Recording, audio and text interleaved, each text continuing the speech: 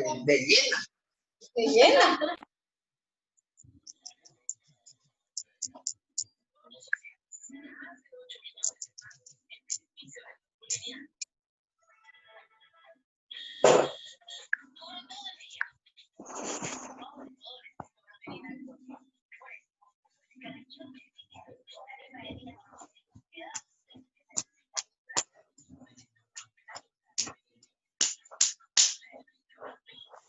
Push.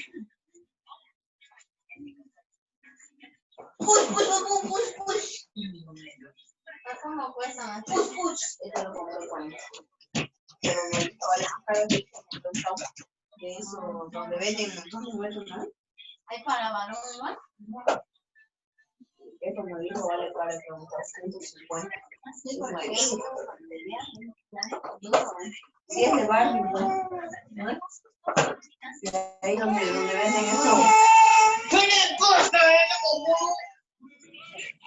Ahorita vuelvo.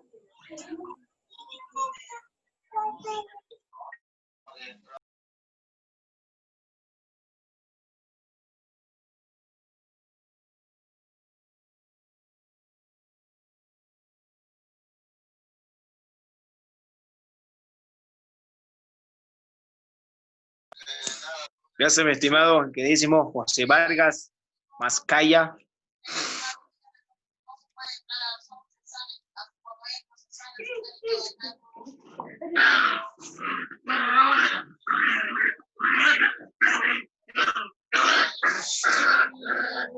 Deja el perro.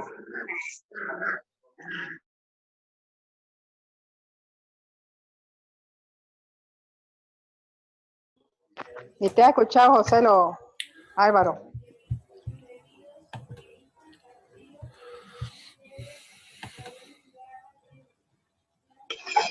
¿Quién me habló? Disculpe. ¿Quién era?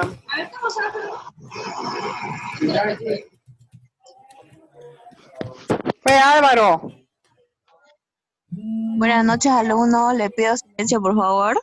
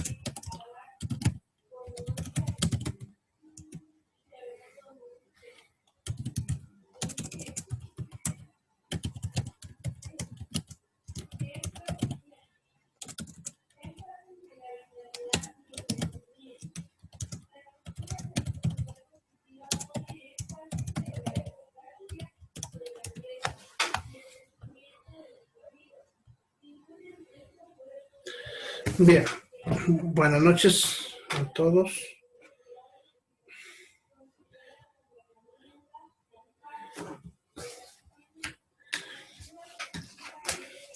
Bien, antes de empezar, ¿alguna pregunta?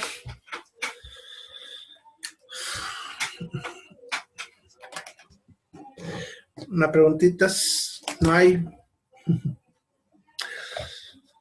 Bueno, entonces empezaremos. Ayer nos habíamos quedado en el punto donde estamos hablando del uso combinado de drogas.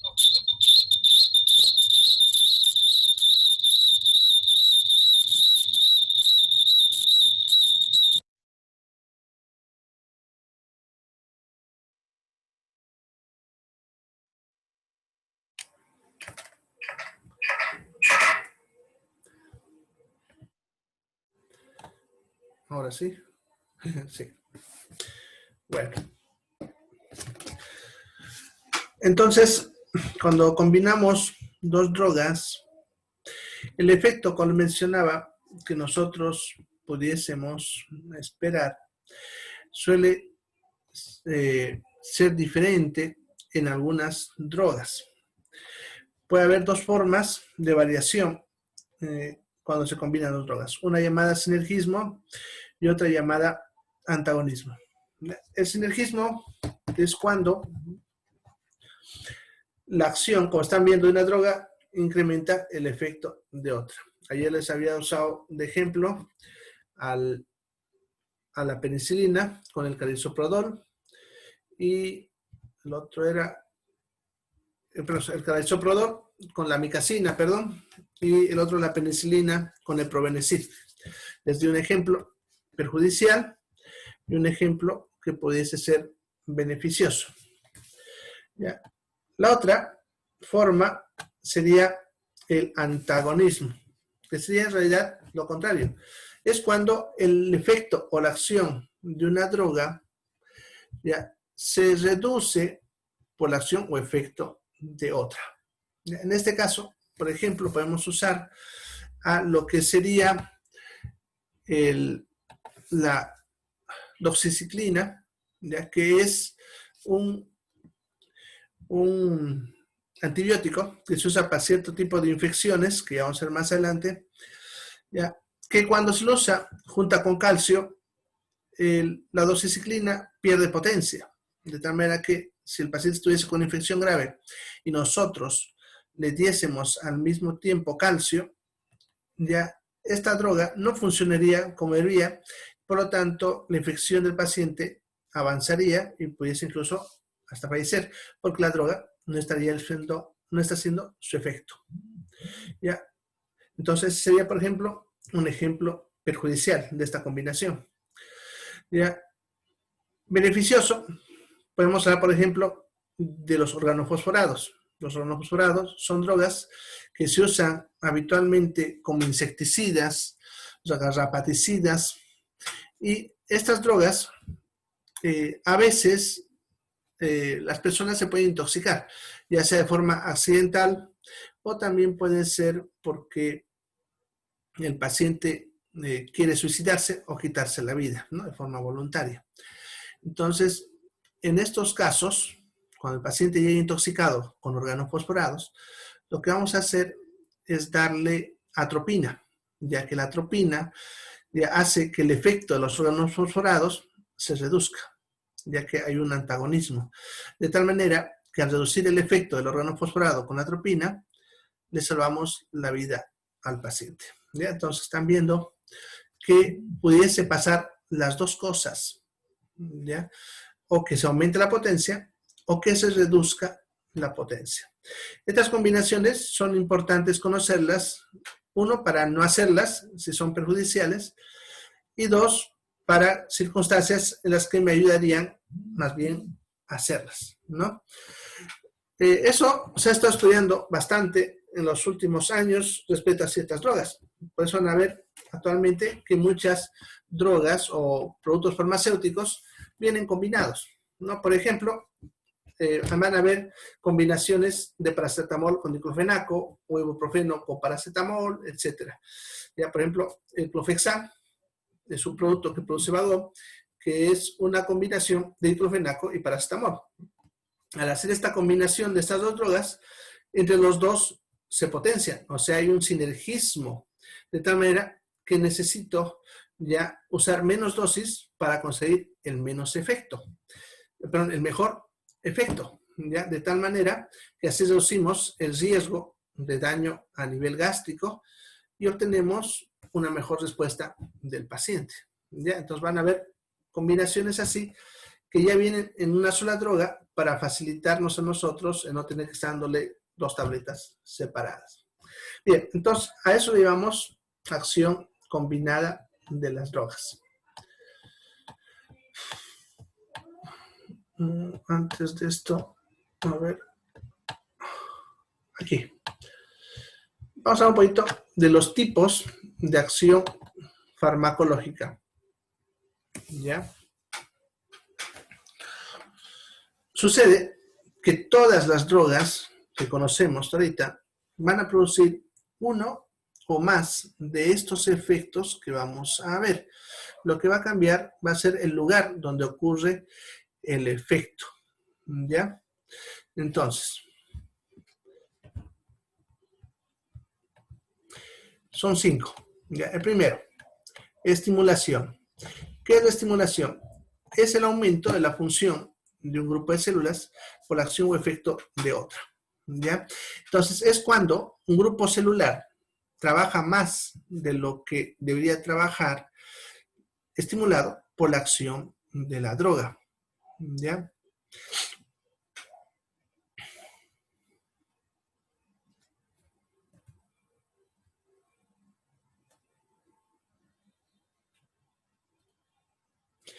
Bien. Entonces, sucede que, por ejemplo, en el caso del sistema nervioso, ¿ya? El cerebro se apaga normalmente para que nosotros descansemos, ¿ya? O sea, cuando ustedes van a dormir, al momento de dormir, su cerebro se apaga, ¿ya? Ahora, si yo le doy una droga, como la cafeína, que habíamos hablado ayer como ejemplo, esta cafeína, ¿ya? Va a estimular a que el cerebro, ¿ya? Trabaje más de lo normal. Eso significa que ya no vamos a dormir, nos vamos a despertar, ¿ya? Entonces, por eso están viendo que en ese caso aumentaría la función del cerebro. Por lo tanto, la cafeína es un estimulante cerebral. En el corazón, por ejemplo, la misma cafeína actuaría haciendo que aumente la frecuencia cardíaca. Por lo tanto, es un estimulante cardíaco. Algunas drogas diuréticas, como la furosemida, que vamos a ver más adelante, actúan a nivel del riñón, haciendo que el riñón fabrique más orina. Por lo tanto, es un estimulante renal, ¿ya? Hace que el riñón ya produzca orina. Es un estimulante renal, ¿ya? Bien, entonces los estimulantes serían las drogas que hacen que un grupo de células, un órgano, trabaje más de lo que normalmente lo hace. La otra acción es la depresión. La depresión sería lo contrario, la disminución de la función de uno o varios grupos celulares por la acción o efecto de la droga. ¿Ya? La droga entonces haría lo contrario que hace rato, apagaría al órgano con el que está trabajando. ¿Ya? Por ejemplo, un sedante haría eso con el cerebro. ¿Ya? Haría que el cerebro se apague. Por lo tanto, una droga sedante sería un depresor del sistema nervioso. Como por ejemplo podemos poner ahí alprazolam o diazepam. Son drogas que harían que nos dormamos. Y eso es porque son depresores del sistema nervioso. Algunas drogas, como por ejemplo el atenolol, actuarían haciendo que el corazón baje su frecuencia. Por lo tanto, serían depresores cardíacos, ¿ya? Porque hacen que el corazón trabaje menos. Entonces, también estimulante es el que hace que trabaje más, depresor, el que trabaje menos. La siguiente sería irritación. La irritación, entonces, sería la estimulación violenta, ¿ya? De un grupo celular. Eso significa estimulación, ya hemos visto arriba, significa que aumentamos el trabajo. Pero violento significa que hace que estas células trabajen más de lo normal, pero hasta el punto de lastimarse. No las mata, pero las células sufren. Ahora, las células, cuando sufren por algún motivo, generan diferentes tipos de respuesta dependiendo del tipo celular. Por ejemplo, los expectorantes son drogas que cuando las tomamos harían irritación de la mucosa de la faringe. Cuando la faringe se irrita, como respuesta va a hacer que las células glandulares de la faringe y los bronquios y la tráquea empiecen a producir mayor cantidad de flema. Entonces los expectorantes hacen que produzcamos más flema irritando directamente a las células de la faringe. ¿Ya? Otro ejemplo serían algunas fricciones. ¿Ya? Ahora ustedes han ido a friccionar con alguna de esas cremas. Algunas tienen un olor fuerte a menta, mentol. En realidad la sustancia se llama salicilo-mentol o mentol salicilado. Esta sustancia no es analgésica, no calma el dolor. Sin embargo, cuando se la fricciona en la piel, estimula a las células de la piel a punto de que se lastiman. Entonces, cuando se lastiman, ellas van a liberar sustancias que inician un proceso inflamatorio leve en la zona. Y por eso esa zona se va a poner caliente. ¿Ya? Se va a poner caliente. Interesantemente, el calor es una forma de aliviar el dolor. No lo hace desaparecer, pero lo hace más tolerable. Y eso ustedes mismos lo han debido experimentar en algunas circunstancias. Cuando les dolía la barriga o alguna parte, al abrigarla, al apretarla o al masajearla y calentarla, han debido ver que el dolor baja un poquito. Lo hace más tolerable. Y es lo que hacen esas cremas. Al hacer que la piel se caliente, el dolor de esa zona es más tolerable y reduce, pero no lo hace desaparecer. Por eso digo, estas cremas no son analgésicas, no hacen ese efecto. Actúan produciendo irritación y ese calor que genera es lo que va a aliviar el dolor. ¿Ya? Eso harían las fricciones. Bien, el siguiente grupo sería el reemplazo. El reemplazo, como ven, es cuando una sustancia normal que nuestro cuerpo producía y que por algún motivo ha dejado de producir o queremos que deje de producir, la vamos a reemplazar con una artificial o externa. ¿Ya? El mejor ejemplo de esto es la insulina. Los pacientes diabéticos tipo 1 ya no producen insulina.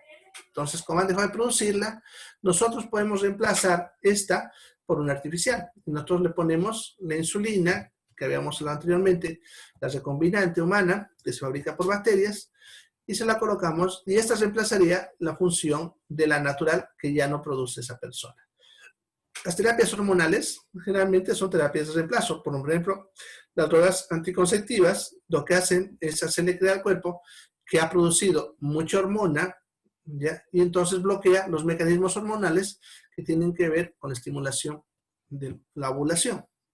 ¿Ya? Entonces reemplaza las hormonas naturales por hormonas artificiales.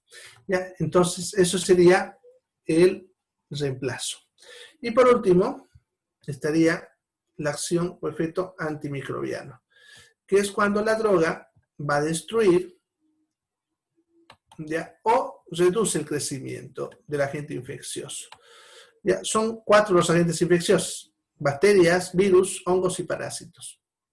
¿Ya? Para las bacterias estamos hablando de los antibióticos, para los virus los antivirales, para los hongos los antimicóticos y para los parásitos los antiparasitarios. Ahora, aquí la parte destruye o reduce hay que entenderlo. ¿Ya? Como son seres vivos, ¿ya? Cuando decimos destruye, ¿ya? Significa que los mata, ¿ya?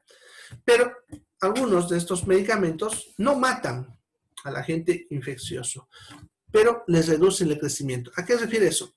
Crecimiento se refiere al aumento del número de la población, ¿ya? En este caso, del agente infeccioso. O sea, la bacteria, pongámosle que entró 10, luego serán 100, luego 1000, entonces va a empezar a crecer, aumentan de número. Cuando dice frenar el crecimiento, significa que le está frenando la reproducción.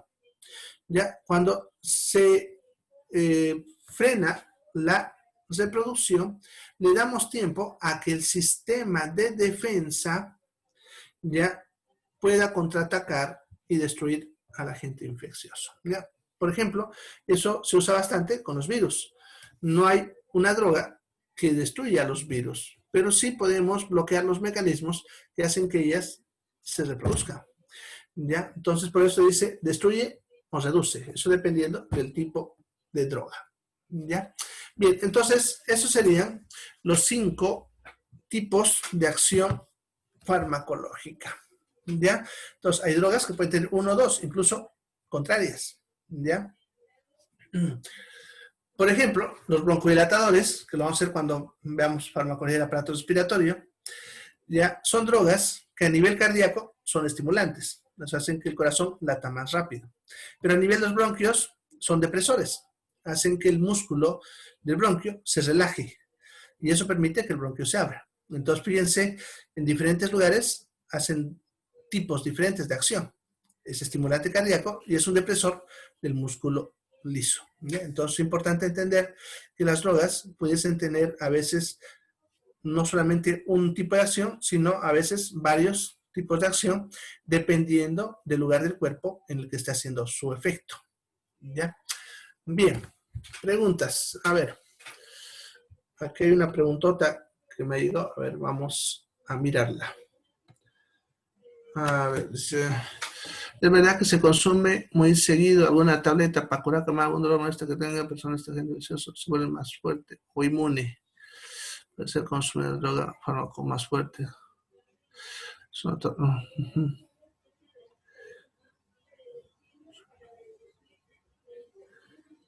Ya, hay varias cosas que podemos entender en esa pregunta. Ya, su compañera ha hecho una pregunta en el chat, pueden verla ahí.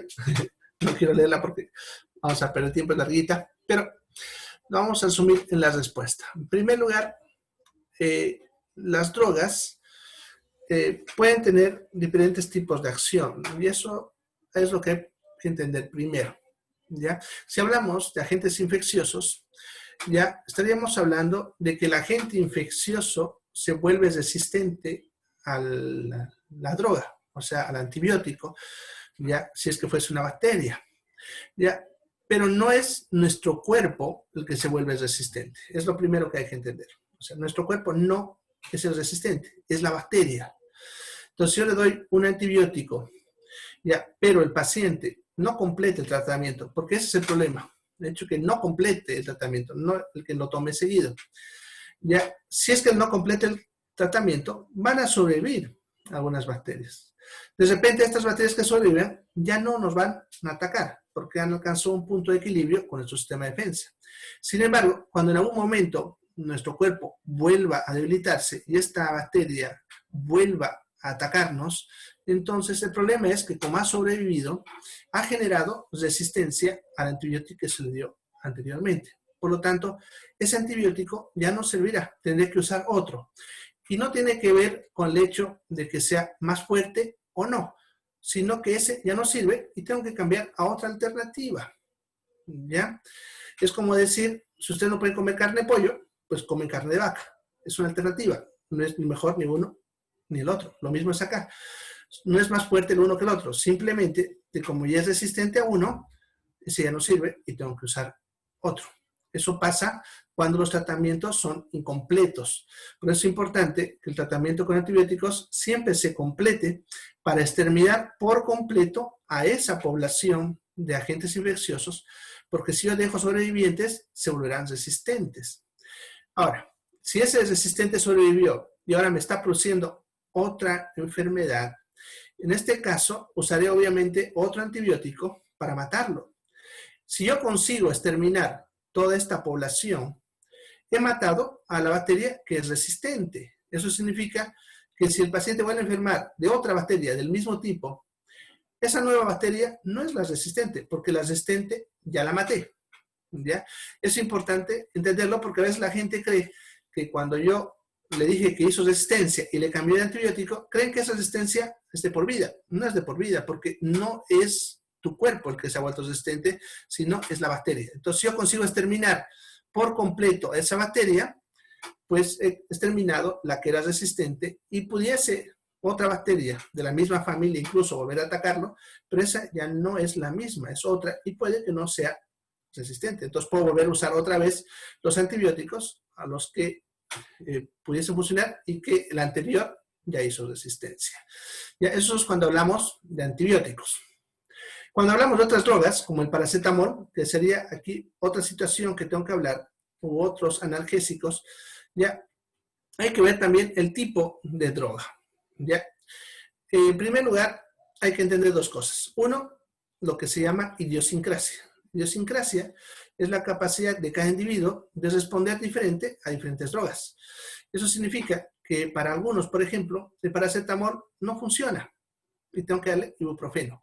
Y eso tiene que ver con su genética. Entonces, como decía anteriormente, podemos decir el paracetamol es un analgésico, pero funcionará con un 90% de las personas. A 10% de personas no le funcionará el paracetamol y tendría que usar otro tipo de droga. Y no es porque el paracetamol sea malo, sino que la genética de esa persona es diferente y por lo tanto responde de forma diferente. Entonces, por eso también no hay que creer que una droga va a ser siempre, efectiva con todas las personas. Eso nunca pasa, ¿ya?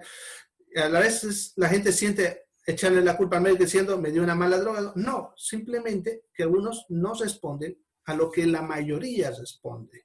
Entonces, por eso tengo que cambiar de otra droga de repente que sí va a funcionar. Es lo primero que hay que entender. Lo siguiente que hay que entender es lo que se llama tolerancia. La tolerancia es una respuesta en nuestro cuerpo que ocurre cuando usamos por un periodo largo de tiempo una droga en la cual nuestros mecanismos internos se adaptan a esa droga y eso hace que ella no responda a la misma dosis habitual. Eso no ocurre con todas las drogas, ocurre con unas cuantas. Ya, de tal manera que, por ejemplo, si con esa droga empecé con 500 miligramos cada 8 horas, después de un mes de tomarlo, ya no me funciona y de repente tendré que subir a 750.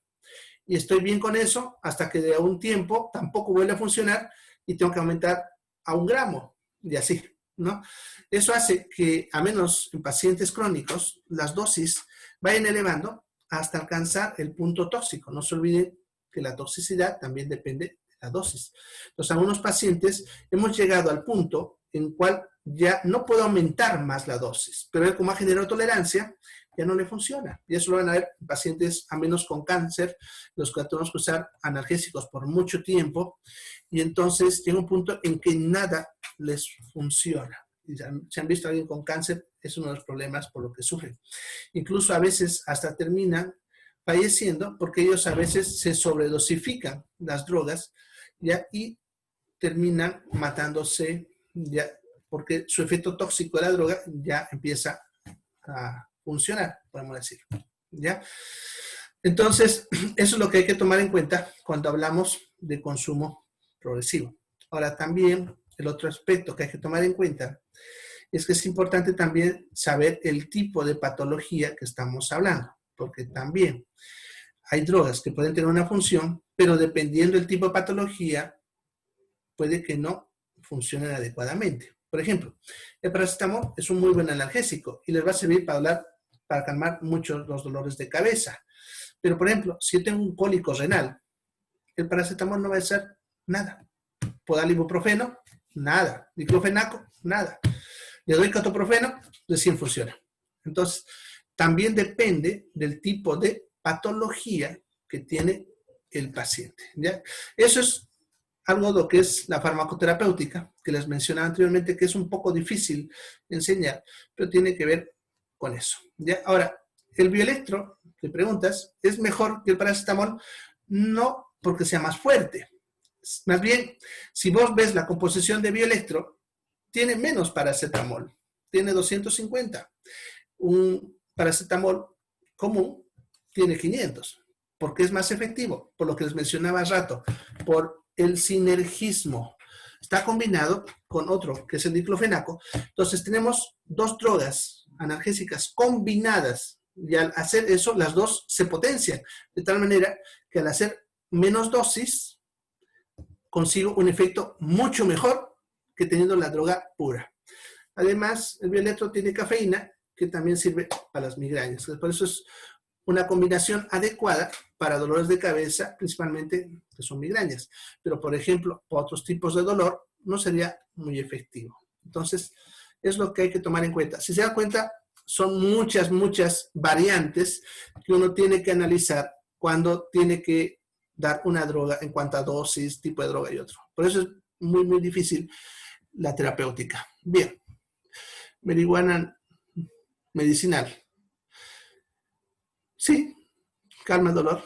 La marihuana es un analgésico, lo mismo que la cocaína y otros, pero es considerado ilegal. Sin embargo, en algunos países, al yo escuchar hablar, se puede usar de forma medicinal, pero siempre y cuando no sobrepase cierta dosis. Ya incluso en algunos estados de Estados Unidos y en Europa, ya se considera que una persona puede manejar ya hasta 2 gramos como uso personal de forma medicinal.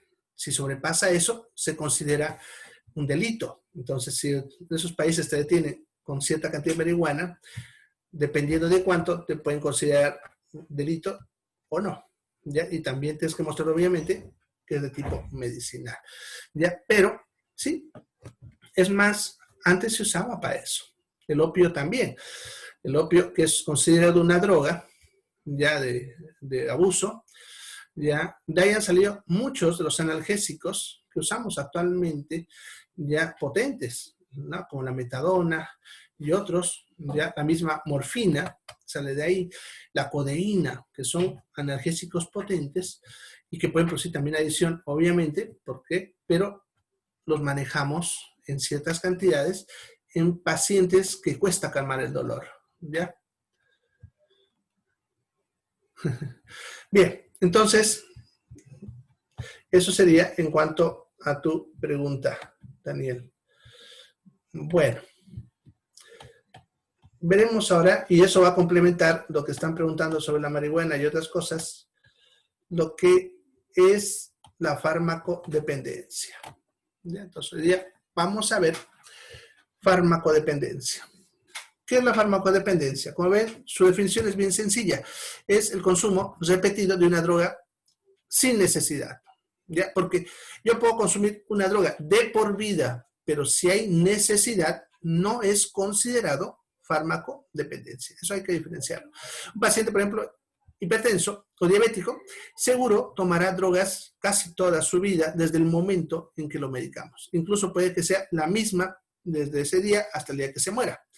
Y él no es adicto. Y no estamos hablando de farmacodependencia porque él está consumiendo con necesidad.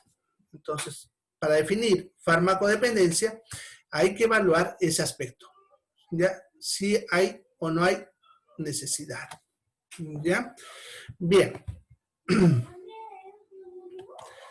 Ahora, la farmacodependencia se va a dividir en 2 tipos.